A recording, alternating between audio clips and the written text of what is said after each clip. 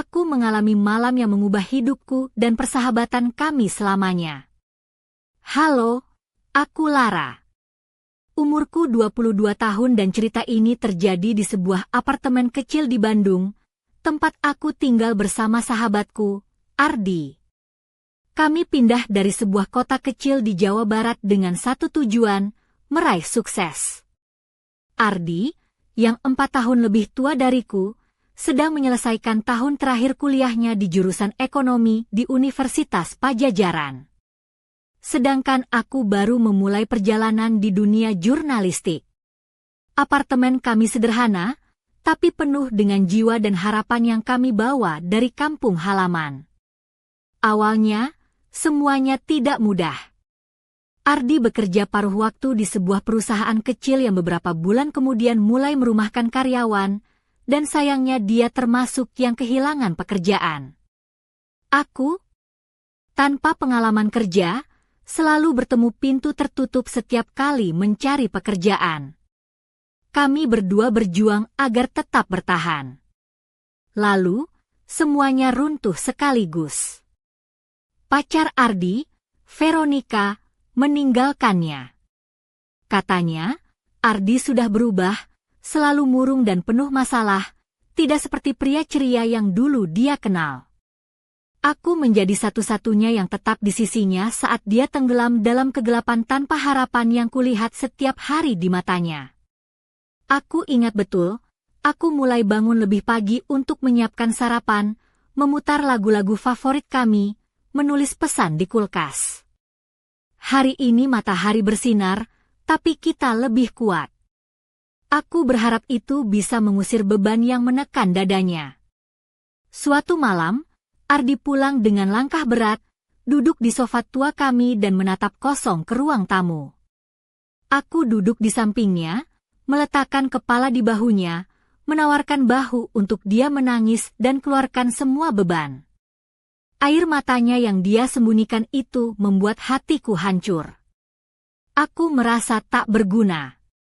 Kehilangan kerjaan, Veronica, dan sekarang aku bahkan mengecewakan kamu, bisiknya pelan. Saat itu aku tahu aku harus jadi penopang, bukan cuma teman yang melihat, tapi yang memanggul beban bersamanya. Malam itu menjadi awal sesuatu yang baru, bukan hanya untuk persahabatan kami, tapi juga untuk kami sendiri. Aku tidak tahu seberapa dalam perubahan ini akan membawa kami. Hari-hari berikutnya berjalan pelan tapi pasti berubah. Ardi yang dulu bahkan kesulitan merebus telur, kini menguasai dapur kecil apartemen kami di kawasan Dago. Dia membuat kombinasi aneh, mulai dari mie dengan sarden dan pisang sampai nasi rasa kopi. Aku tertawa sampai hampir menangis. Aku melihat sesuatu yang bangkit dalam dirinya, sebuah percikan yang dulu tak pernah kulihat. Kaos oblongnya yang basah oleh keringat membungkus otot-otot yang tak pernah aku perhatikan sebelumnya. Salah satu sore itu, aku melihat dia memperbaiki pintu lemari yang sudah lama macet. Dia berdiri dengan kaos oblong sobek dan celana penuh kantong alat-alat, dan aku tak bisa menahan diri. Ada sesuatu yang liar dan tak terduga dalam dirinya. Saat malam tiba, kami duduk bersama di sofa rusak yang sudah menjadi saksi tawa, pertengkaran, dan rahasia kami. Film di TV berjalan, tapi kami tak memperhatikan. Aku membawakan teh chamomile, mencoba meredakan beban yang terasa menggelayut.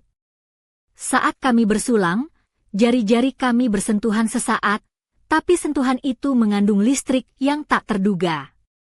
Aku menarik tangan secepat orang kena sengatan listrik. Tapi kami tahu, ada sesuatu yang berubah di antara kami. Tatapan Ardi kembali tertutup, matanya hilang di antara masa lalu dan rasa sakit yang baru saja dia alami. Aku memberanikan diri bertanya, boleh aku tanya sesuatu? Dia diam. Jadi aku lanjutkan, masih ingat Veronica? Dia ragu, lalu pelan bilang tidak merasa menyesal, hanya marah. Marah karena dia ditinggalkan saat keadaan sulit, seperti barang yang tak berguna. Dia merasa seperti sekadar kenyamanan sebelum badai datang.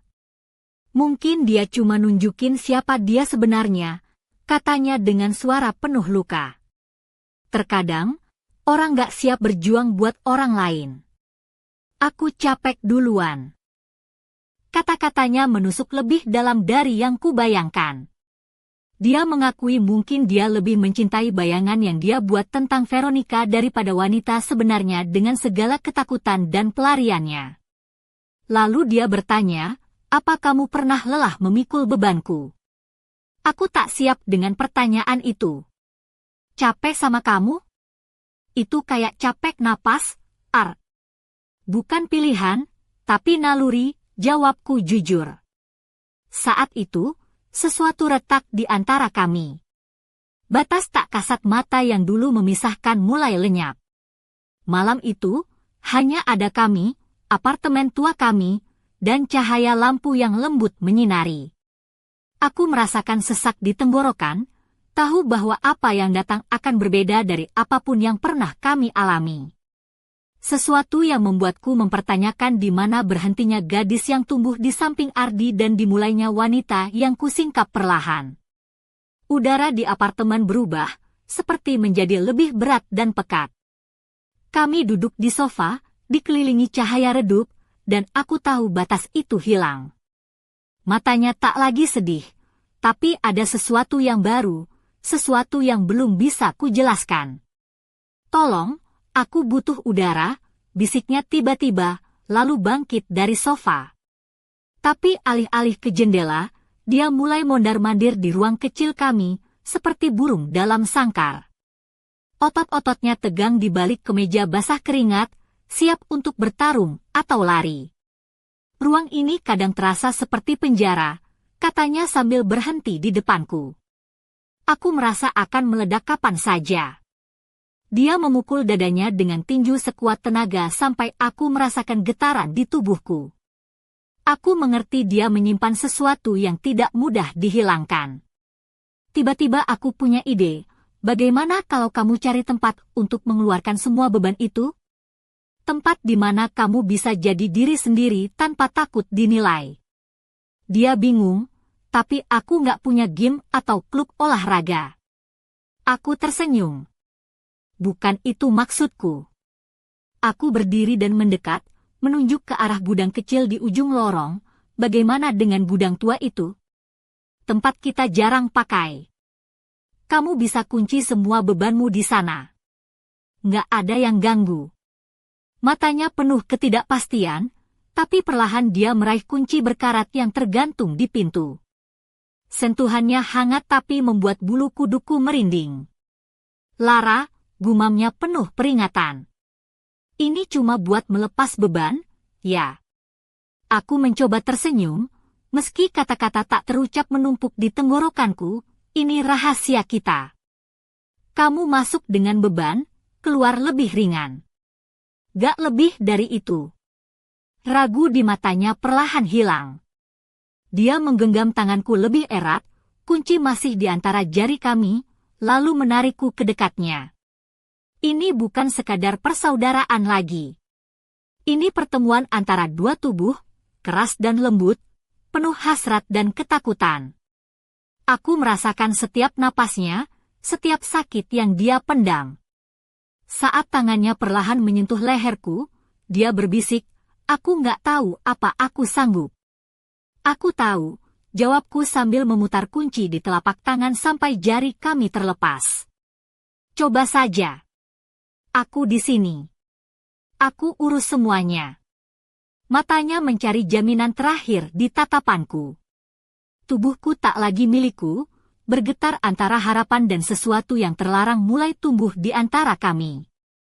Dia menggenggam kunci erat, dagunya menegang, dan dengan tatapan penuh intensitas yang menjanjikan segalanya dan juga tidak, dia melangkah menuju gudang. Pintu berderit saat terbuka dan tertutup kembali. Aku terdiam di tengah ruangan. Mendengar napas beratnya di balik dinding tipis kayu. Tangan dan telingaku berdenyut, darah berdengung di telinga. Aku melepaskan binatang yang selama ini terkurung dalam dirinya dan berdiri dalam gelap menunggu raungannya. Suara yang keluar bukan suara manusia. Suara itu seperti jeritan dalam-dalam penuh sakit, kemarahan, dan frustrasi yang seakan merobek udara dan keluar dari perut bumi. Aku menempelkan dahi ke dinding dingin, merasakan getaran rumah yang ikut merasakan sakitnya. Tubuhku merespons setiap suara dengan gema hangat di antara kedua pahaku. Aku terjaga, lapar akan sesuatu yang tak bisa kujelaskan. Aku tak bisa tinggal di luar. Memutar kunci dan masuk ke ruang sempit penuh bau kayu tua dan debu. Di tengah ruangan, Ardi berdiri. Tangan terkepal, bahu naik turun mengikuti tarikan napas berat. Dia tak sadar aku masuk, tersesat dalam badai emosinya sendiri. Aku menutup pintu dan mengunci kami dalam kuil penderitaan dan kelahiran kembali kami. Saat pintu tertutup, dia berbalik. Matanya melebar takut dan terkejut, seolah menangkapku melakukan sesuatu yang tak seharusnya. Lara, pergi, bisiknya tegang, suara itu seperti amarah yang tersimpan dan keputusasaan sekaligus. Tapi aku tak mau pergi. Tidak saat aku melihat seberapa dalam luka itu, seberapa jauh dia tenggelam dalam kegelapan yang berusaha dia sembunyikan dari dunia dan dariku. Aku melangkah pelan mendekat. Langkah demi langkah, seperti mendekati binatang liar yang terluka tapi tetap berbahaya. Aku berbisik tenang, meski badai emosi menggulung di dalam diriku. Aku menyentuh punggungnya. Dia bergetar tapi tak menjauh. Kulitnya panas dan aku merasakan setiap otot tegangnya merespons sentuhanku. Dia berusaha menolak, tapi kata-katanya tersangkut di tenggorokannya saat jariku perlahan menyusuri tulang belakang, merasakan setiap ruas dan ketegangan. Kita bisa di sini sendiri, kataku pelan. Kita bisa melalui ini semua, asal jujur satu sama lain. Matanya menurun ke tempat tubuh kami bersentuhan. Nafasnya cepat, saat aku membimbing tangannya ke bawah kain celana pendeknya, dia menggenggam tanganku erat. Itulah momen saat dia menyerah sekaligus berjuang melawan apa yang terjadi. Sebuah momen yang merobek semua penghalang. Tubuh kami menyatu, bukan karena kelembutan atau romantisme ala film. Ini adalah kebutuhan mentah, kepemilikan sekaligus pengakuan atas sakit yang kami bawa. Setiap sentuhan dan ciuman adalah jeritan sunyi, aku di sini, aku masih ada. Ardi menangis. Air mata sunyi mengalir di wajahnya, membasahi leherku. Aku menyerapnya, memegang wajahnya dengan lembut, seolah ingin menangkap semua sakitnya dan mengubahnya menjadi kekuatan. Saat badai batinnya mencapai puncak, dia mengeluarkan teriakan keras yang mengguncang tubuhku dan membuat tetangga mengetuk dinding minta kami diam. Tapi aku tak peduli. Itu lebih dari sekadar pelepasan fisik. Itu ledakan rasa sakit, frustrasi, keputusasaan, dan harapan bahwa besok bisa lebih baik. Saat semuanya mereda, Ardi perlahan menarik kunci dari tanganku, berdiri dengan mata penuh malu dan ragu. Aku melihat lapisan baru kerentanan di wajahnya yang belum pernah kulihat. Apartemen ini seperti medan perang sekarang, bisiknya sambil melihat tumpukan pakaian berserakan dan tetesan keringat di lantai semen. Ini zona kita, Ardi. Di sini kita jujur. Di sini kita bisa terluka dan sembuh lagi. Aku akan selalu ada di sini untukmu, apapun yang terjadi, aku meyakinkannya, walau aku sendiri tak tahu kemana hubungan baru kami akan membawa kami. Malam itu, batas terakhir di antara kami pecah, dan aku tahu tak ada jalan kembali. Pagi itu aku bangun dengan perasaan campur aduk. Sinar mentari yang masuk lewat jendela kecil apartemen kami di kawasan Dago terasa biasa saja, tapi di dalam hatiku, segalanya bergejolak. Aku mengenakan blus putih tipis yang membalut tubuhku dengan lembut, dipadukan dengan rok midi hitam yang sedikit membelai paha. Sepatuku, sepatu flat berwarna coklat muda, sudah agak usang tapi nyaman, cocok untuk jalan-jalan santai di sekitar kampus dan rumah. Kalung sederhana berliontin bulan sabit melingkar di leherku, sebuah hadiah dari ibuku yang selalu mengingatkanku untuk tetap kuat dan bercahaya meski dalam gelap. Ardi belum bangun saat aku keluar ke dapur kecil kami. Bau kopi bubuk yang baru saja diseduh memenuhi udara, bercampur dengan aroma roti panggang yang aku buat dengan seadanya. Aku tersenyum sendiri, mengingat betapa dulu Ardi bahkan kesulitan membuat telur dadar, tapi sekarang dia sudah jadi chef dadakan di dapur kecil kami. Ketika Ardi akhirnya turun dari kamar, dia mengenakan kaos oblong abu-abu yang sudah agak melar, dan celana jogger hitam yang menggantung longgar di pinggangnya. Rambutnya yang biasanya rapi kini acak-acakan, menambah kesan lelah tapi juga nyata. Sepatunya yang dulu lusuh kini sudah diganti yang baru, sepasang sneakers putih bersih, hadiah kecil untuk dirinya sendiri dari gajinya yang terakhir. Dia duduk di meja makan sambil menatap piring sarapan yang kubuat dengan penuh perhatian. "Kamu serius, ya, campur mie instan sama pisang? Aku selalu bilang kamu aneh, tapi aku suka," katanya sambil terkekeh. Aku tertawa. "Ya, namanya juga eksperimen dapur ala mahasiswa, kadang sukses, kadang, ya, kayak tadi malam." Kami makan bersama dalam keheningan yang nyaman, tak perlu banyak bicara untuk mengerti satu sama lain. Setelah sarapan, aku bersiap berangkat ke kampus, mengenakan jaket jeans panjang yang sedikit oversized, menambah kesan kasual tapi tetap chic. Tas ransel coklat kulit yang penuh dengan buku dan laptop tergantung di bahuku. Sebelum pergi, aku menatap Ardi yang sedang membereskan piring di dapur. Ada sesuatu dalam gerakannya yang membuat hatiku berdebar, meski aku tak bisa menjelaskan apa. "Lara," suaranya tiba-tiba memanggilku lembut. Aku menoleh. "Terima kasih sudah ada buat aku kemarin malam. Aku nggak tahu harus gimana tanpa kamu." Hatiku meleleh. Aku melangkah mendekat, menyentuh lengannya sebentar. "Kita jalani ini bareng-bareng, gak apa-apa kalau kamu lelah. Aku di sini." Dia tersenyum tipis, tapi matanya masih ada bayang-bayang gelap yang belum hilang. Di kampus, aku berusaha fokus pada kuliah jurnalistik, tapi pikiranku terus melayang ke Ardi dan malam-malam kami yang penuh emosi. Sepulang kuliah, aku melewati jalan Braga yang ramai, angin sore membawa aroma kopi dan kue-kue basah dari toko sebelah.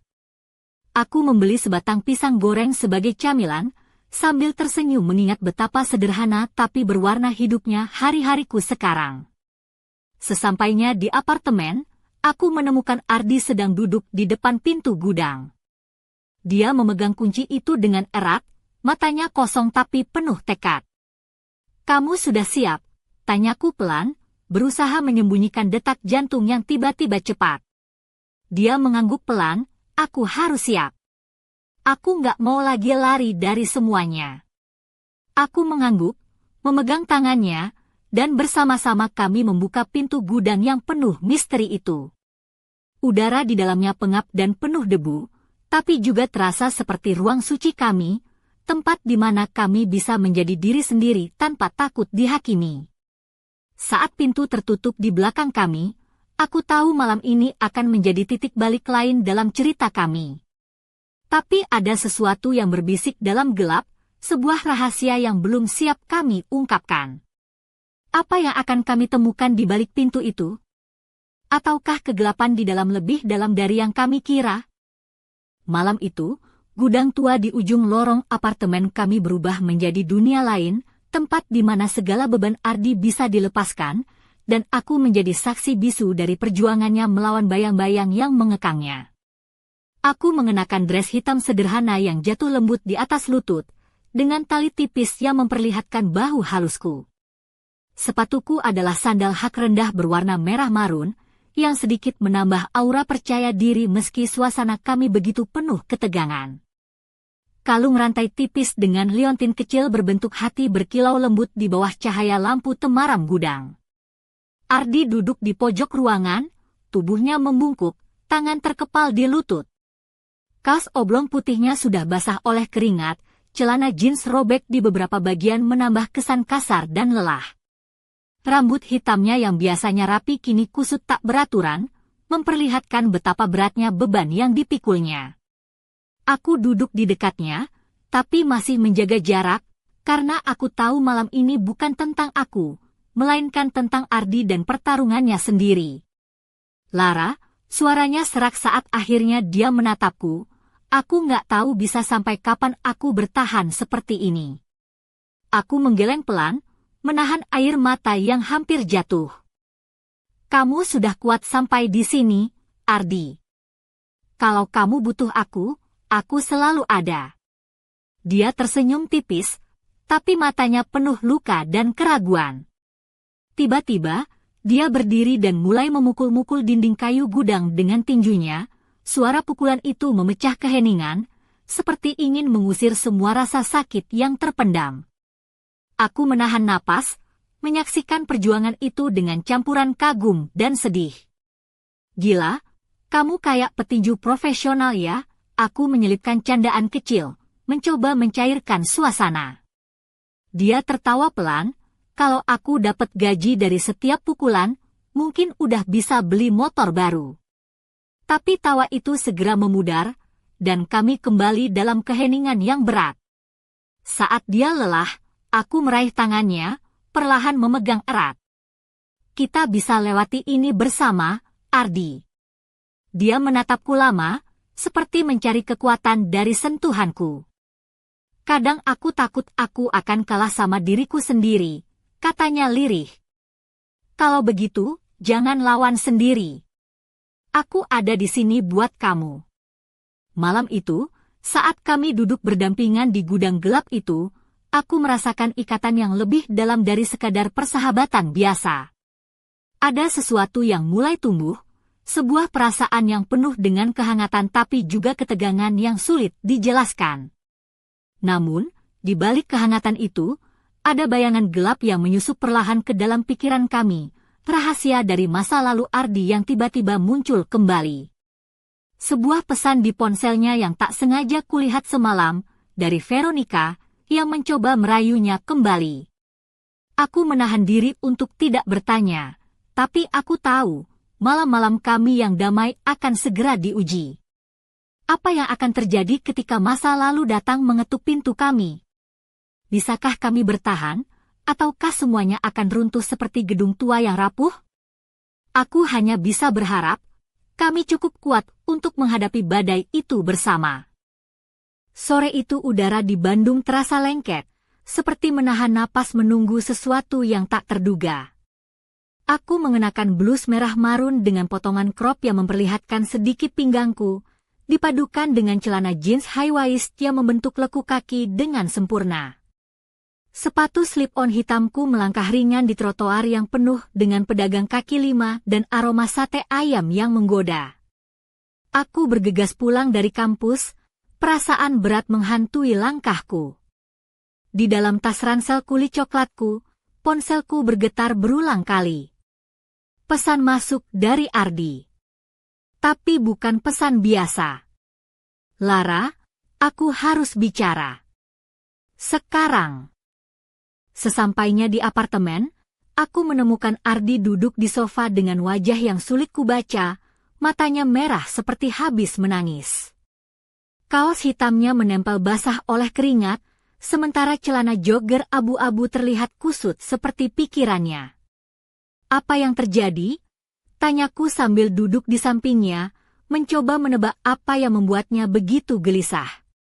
Dia menarik napas panjang, lalu membuka ponsel. Veronica, dia masih menghubungiku. Dia bilang ingin memperbaiki semuanya. Aku menatap layar itu, melihat deretan pesan penuh penyesalan dan janji-janji yang terdengar seperti lagu lama yang sudah basi. Kenapa kamu nggak blokir saja? Aku bertanya, mencoba menyembunyikan kekesalanku. Dia menggeleng. Aku nggak tahu. Rasanya aku masih punya harapan, tapi juga takut terluka lagi. Aku menggenggam tangannya erat. Ardi, kamu sudah berjuang keras untuk keluar dari bayang-bayang itu. Jangan biarkan dirimu terjebak lagi. Dia menatapku dengan mata penuh keraguan. Tapi bagaimana kalau aku nggak cukup kuat? Bagaimana kalau aku jatuh lagi dan kamu nggak bisa menolongku? Aku tersenyum tipis, mencoba menghapus ketegangan. Kalau kamu jatuh, aku akan tarik kamu bangun. Lagi pula, aku kan bukan cuma sahabat, tapi juga partner in crime kamu. Dia tertawa kecil, tapi aku tahu di balik itu semua, pertarungan batinnya belum selesai. Malam itu, kami duduk berdua di balkon kecil apartemen, memandang lampu-lampu kota yang berkelip seperti bintang-bintang jauh. Angin malam membawa aroma hujan yang akan datang, dan aku merasakan getaran di udara, seperti sebuah badai akan segera melanda. Kata-kata Ardi terus terngiang di kepala. Aku takut jatuh. Tapi aku tahu, kadang kita harus jatuh dulu untuk bisa bangkit lebih kuat.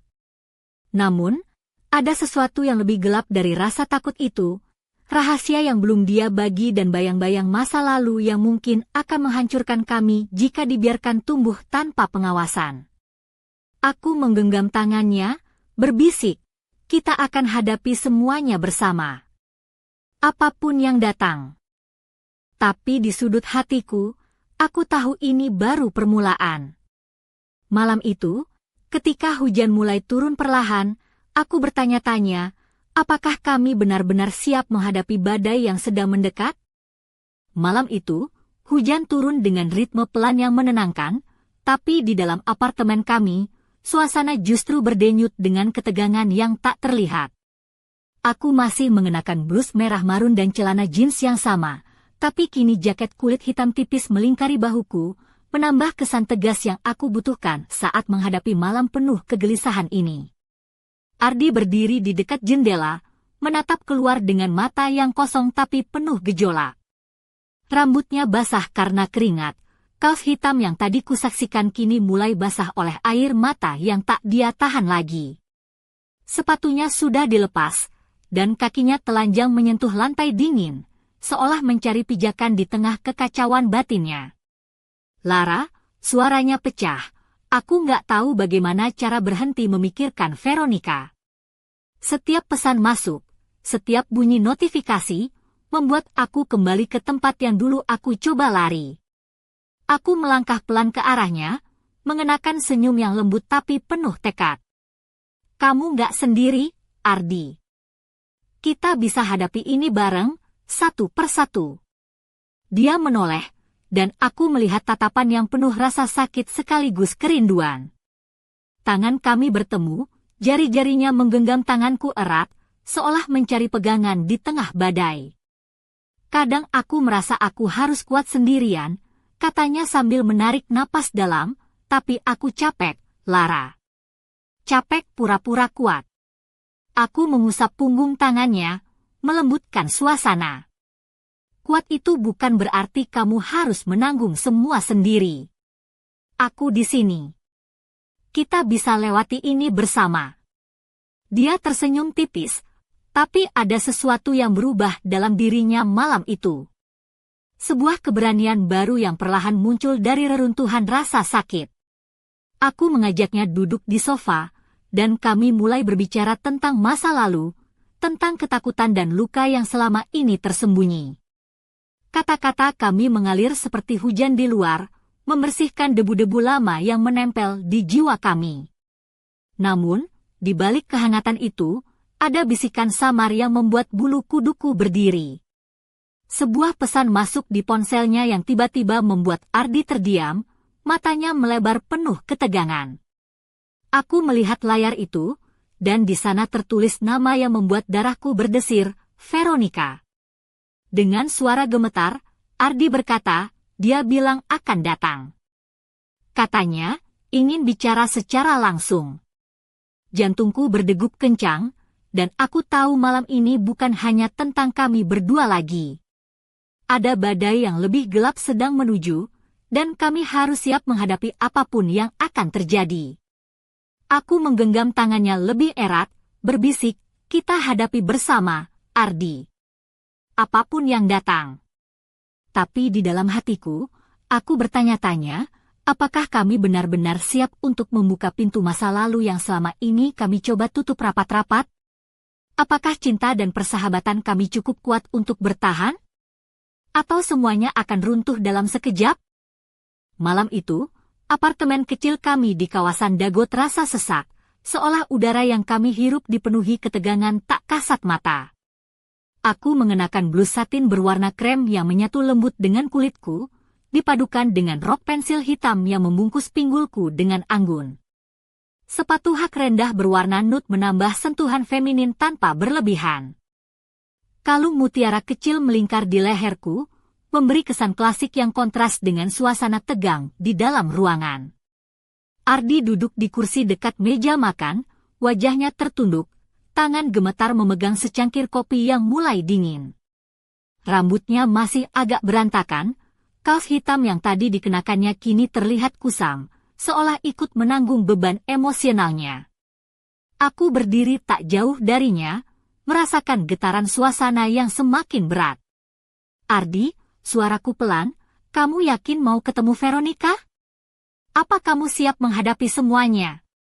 Dia mengangkat wajahnya, tatapan matanya penuh dengan campuran rasa takut dan tekad. Aku nggak tahu, Lara. Tapi aku tahu aku nggak bisa terus lari dari masa lalu. Kalau aku nggak hadapi sekarang, aku nggak akan pernah bisa bebas. Aku mendekat, duduk di sampingnya, menyentuh bahunya dengan lembut. Aku di sini, kamu nggak perlu takut. Kita hadapi ini bersama. Dia menarik napas panjang, lalu tersenyum tipis. Terima kasih, Lara. Aku nggak tahu harus gimana tanpamu. Kami merencanakan pertemuan itu dengan hati-hati. Tempat yang dipilih adalah sebuah kafe kecil di daerah Dago Atas, tempat yang cukup ramai tapi tetap terasa nyaman untuk pembicaraan serius. Aku mengenakan blus putih dengan rendah halus di bagian lengan, dipadukan dengan celana panjang hitam yang rapi dan sepatu flat berwarna hitam. Rambutku dibiarkan tergerai alami, dengan sedikit sentuhan minyak aroma vanila yang membuat suasana hatiku sedikit lebih ringan. Hari pertemuan tiba, dan aku menemani Ardi ke kafe tersebut. Sepanjang perjalanan, kami berbicara pelan, mencoba menenangkan hati yang berdebar-debar. Aku melihat Ardi berusaha menyiapkan diri, wajahnya serius tapi ada secercah harapan yang mulai muncul. Saat Veronica datang, aku melihat perempuan itu dengan mata tajam dan senyum yang sulit dipercaya. Dia mengenakan blus merah menyala yang kontras dengan kulitnya yang cerah, rok mini hitam yang memperlihatkan kaki jenjangnya, dan sepatu hak tinggi hitam yang membuatnya tampak percaya diri dan sedikit menantang. Pertemuan itu berlangsung dengan ketegangan yang hampir bisa dipotong dengan pisau. Kata-kata Veronica penuh janji dan penyesalan, tapi aku bisa melihat keraguan di mata Ardi. Aku berdiri di sampingnya, memberikan dukungan tanpa kata, merasakan detak jantung kami yang seirama. Tiba-tiba, sebuah pesan masuk ke ponselku. Sebuah nomor tak dikenal dengan pesan singkat, jangan percaya semuanya yang kamu lihat. Aku menatap layar dengan perasaan campur aduk. Siapa yang mengirim pesan itu? Dan apa maksudnya? Dalam sekejap, suasana berubah menjadi lebih tegang. Apakah ini hanya permulaan dari badai yang lebih besar? Ataukah ada rahasia lain yang tersembunyi di balik pertemuan ini? Aku menggenggam tangan Ardi erat, berbisik, kita harus waspada. Ini belum selesai. Malam itu, setelah pertemuan yang penuh ketegangan di kafe, apartemen kecil kami terasa seperti medan pertempuran yang sunyi. Aku duduk di sofa, mengenakan kaos abu-abu longgar yang jatuh santai di bahuku, dipadukan dengan celana pendek hitam yang nyaman. Rambutku yang biasanya rapi kini sedikit berantakan, seolah mencerminkan kekacauan pikiranku. Kalung kecil berbentuk bulan sabit terletak di leherku, berkilau samar di bawah cahaya lampu temaram. Ardi berdiri di dekat jendela, menatap keluar ke malam Bandung yang basah oleh hujan. Wajahnya lelah, namun matanya masih menyimpan kilatan yang sulit kutafsirkan. Kaos hitamnya kini basah oleh tetesan hujan yang masuk lewat jendela yang sedikit terbuka. Aku mencoba memecah keheningan. Bagaimana perasaanmu setelah bertemu Veronica? Suaraku lembut, tapi penuh kekhawatiran. Dia menghela napas panjang. Bingung, Lara. Dia bilang banyak hal, tapi aku nggak tahu mana yang benar dan mana yang cuma kata-kata manis. Aku melangkah mendekat, duduk di sampingnya. Kadang, kata-kata itu cuma topeng. Yang penting adalah apa yang kamu rasakan sekarang. Dia menatapku dalam-dalam, menampakkan kerentanan yang jarang kulihat. Aku takut, Lara. Takut kalau aku salah percaya lagi. Aku menggenggam tangannya. Kalau kamu merasa takut, itu tandanya kamu masih punya hati. Dan aku di sini buat kamu, apapun yang terjadi. Tiba-tiba ponselku bergetar. Pesan dari nomor tak dikenal itu masih terngiang di pikiranku. Jangan percaya semuanya yang kamu lihat. Aku menunjukkan pesan itu pada Ardi. Apa menurutmu ini ada hubungannya dengan Veronica? Dia menggeleng. Aku nggak tahu. Tapi aku merasa ada sesuatu yang disembunyikan. Kami berdua terdiam, membiarkan ketegangan memenuhi ruangan. Suara hujan di luar seolah menggema dalam dada kami, membawa pertanyaan tanpa jawaban. Aku berdiri, berjalan ke jendela dan menarik tirai. Lampu jalanan memantulkan bayangan kami di kaca jendela, dua sosok yang berusaha bertahan di tengah badai. Lara, suara Ardi tiba-tiba lembut. Terima kasih sudah ada di sini. Aku nggak tahu apa yang akan terjadi, tapi aku merasa lebih kuat karena kamu. Aku tersenyum, merasakan kehangatan yang menjalar ke seluruh tubuhku. Kita akan jalani semuanya bersama, Ardi. Kita nggak akan menyerah. Namun, di balik kata-kata itu, aku tahu kami berdiri di tepi jurang yang dalam. Misteri yang mengintai, rahasia yang belum terungkap, dan bayangan masa lalu yang mengancam akan menghancurkan segala yang kami bangun. Aku menatap ke arah pintu gudang kecil di ujung lorong, tempat di mana kami pernah mencoba menyembuhkan luka bersama. Apakah kami benar-benar siap untuk membuka kembali pintu itu? Ataukah ada sesuatu yang lebih gelap menunggu di baliknya, menantang keberanian dan cinta kami? Malam itu berakhir dengan pertanyaan yang menggantung di udara, menunggu jawaban yang mungkin akan mengubah segalanya. Pagi berikutnya, udara Bandung terasa segar setelah hujan semalam. Aku mengenakan blus biru muda dengan lengan balon yang memberi kesan manis dan anggun, dipadukan dengan rok plisket putih yang berayun lembut saat aku melangkah. Sepatu sneakers putihku yang bersih menambah kesan santai tapi tetap stylish. Anting-anting kecil berbentuk bintang berkilauan di telingaku, menambahkan sentuhan ceria pada penampilanku. Aku berjalan menyusuri trotoar menuju kampus, pikiran kacau antara kuliah dan semua kejadian yang menimpa kami. Saat aku membuka ponsel, ada pesan masuk lagi dari nomor tak dikenal, hati-hati dengan Ardi. Dia bukan siapa yang kamu kira. Aku menatap pesan itu dengan perasaan campur aduk, antara takut, penasaran, dan ingin melindungi Ardi meski kadang hatiku juga ragu. Aku mencoba mengabaikannya, tapi suara dalam hati terus berbisik, apa yang sebenarnya terjadi. Setelah kuliah selesai, aku kembali ke apartemen, berharap menemukan Ardi di sana. Tapi yang kutemukan malah pintu gudang yang sedikit terbuka, seperti menunggu aku masuk. Aku mengenakan kaos hitam polos dan celana jeans robek, lebih siap untuk menghadapi apapun yang menanti. Dengan napas tertahan, aku melangkah masuk ke dalam gudang yang penuh debu itu. Di dalam, Ardi sedang duduk di lantai, dikelilingi oleh tumpukan buku dan beberapa alat-alat elektronik yang tampak tak beraturan. Matanya merah dan sembab, tapi ada semangat baru yang terpancar dari wajahnya. Lara, suaranya pelan tapi tegas, aku nggak mau kamu khawatir. Aku sedang mencoba memahami semua ini. Masa lalu, pesan-pesan aneh itu aku harus tahu kebenarannya. Aku duduk di sampingnya, merasakan kehangatan yang mulai kembali tumbuh di antara kami. Aku percaya kamu, Ardi. Tapi kita harus hati-hati. Dia mengangguk, lalu tersenyum kecil.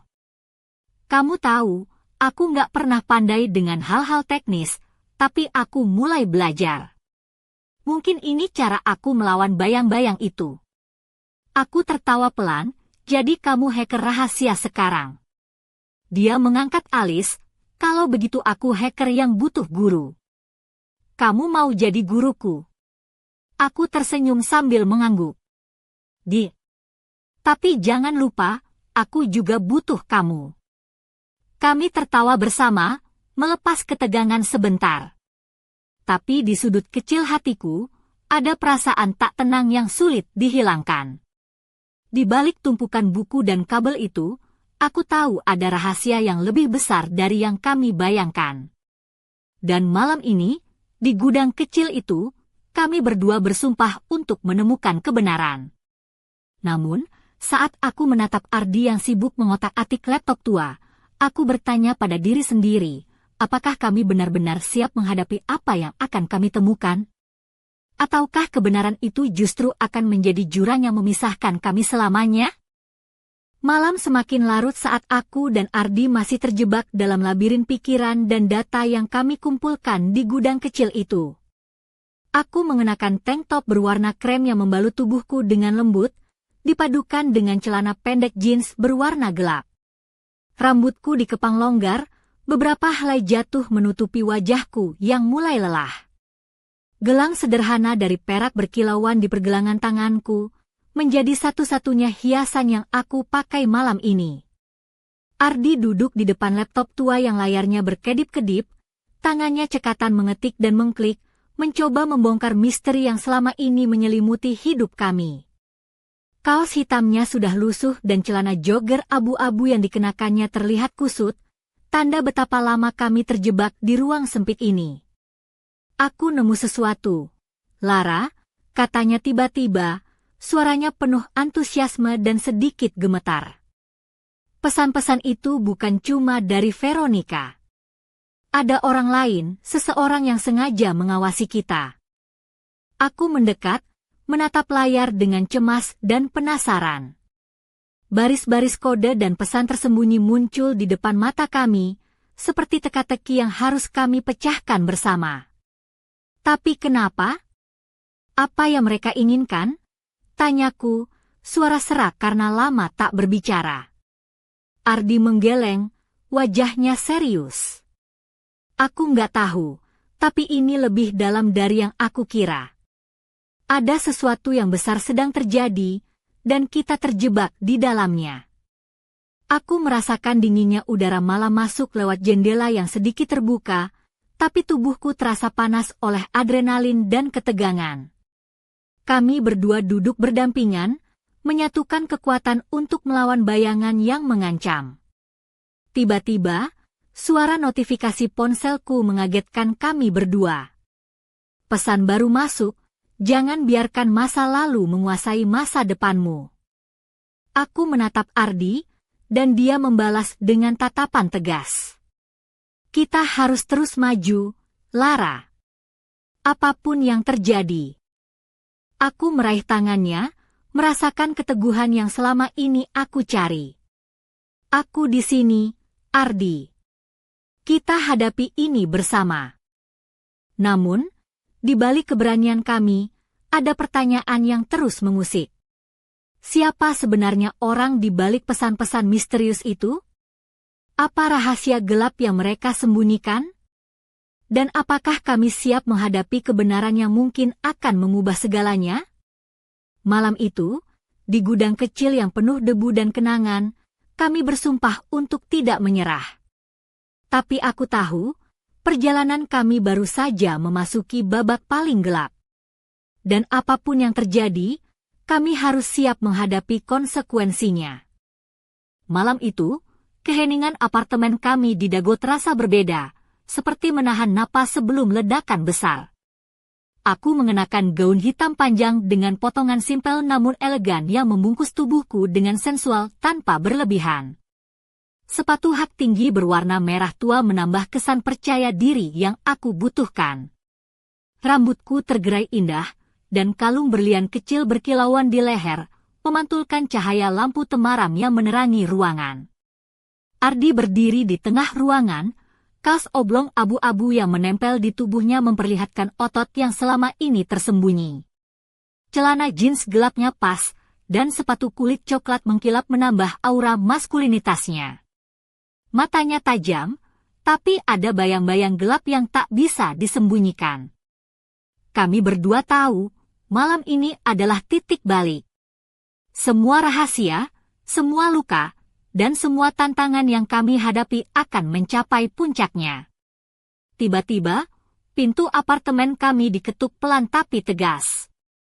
Suara itu membuat darahku berdesir. Ardi melangkah ke pintu, membuka dengan hati-hati. Di sana berdiri seseorang yang tak kami duga, Veronica, dengan senyum yang sulit diartikan, mata penuh misteri. "Tolong, kita harus bicara," suaranya lembut tapi penuh urgensi. Ardi menatapnya dengan campuran emosi, marah, sedih, dan bingung. Aku berdiri di belakangnya, merasakan ketegangan yang memuncak. Veronica melangkah masuk tanpa menunggu undangan, dan seketika itu juga sebuah kotak kayu kecil terjatuh dari tangannya, membuka rahasia yang selama ini tersembunyi. Di dalamnya terdapat surat-surat, foto-foto, dan sebuah USB drive yang berisi sesuatu yang bisa mengubah segalanya. "Ini bukan cuma tentang kita," katanya pelan, "ada orang-orang yang lebih besar dari kita yang bermain dalam bayang-bayang." Aku menatap Ardi, melihat ketegangan yang terpancar dari wajahnya. Semua yang kami perjuangkan, semua yang kami lewati, kini berada di ambang kehancuran atau kebangkitan baru. Aku melangkah maju, menggenggam tangan Ardi erat, "Apapun yang terjadi, kita hadapi bersama." Dia mengangguk, dan di saat itu, aku tahu, perjalanan kami belum berakhir, tapi baru saja dimulai. Sebuah misteri yang lebih besar menanti di depan, dan kami harus siap untuk melangkah ke dalamnya. Apa isi USB itu? Siapa sebenarnya orang-orang di balik bayang-bayang itu? Dan bisakah kami bertahan menghadapi badai yang lebih dahsyat dari sebelumnya? Jawaban-jawaban itu akan mengubah segalanya. Dan aku yakin, kita belum melihat apa-apa sampai saat ini. Cerita kami baru saja dimulai.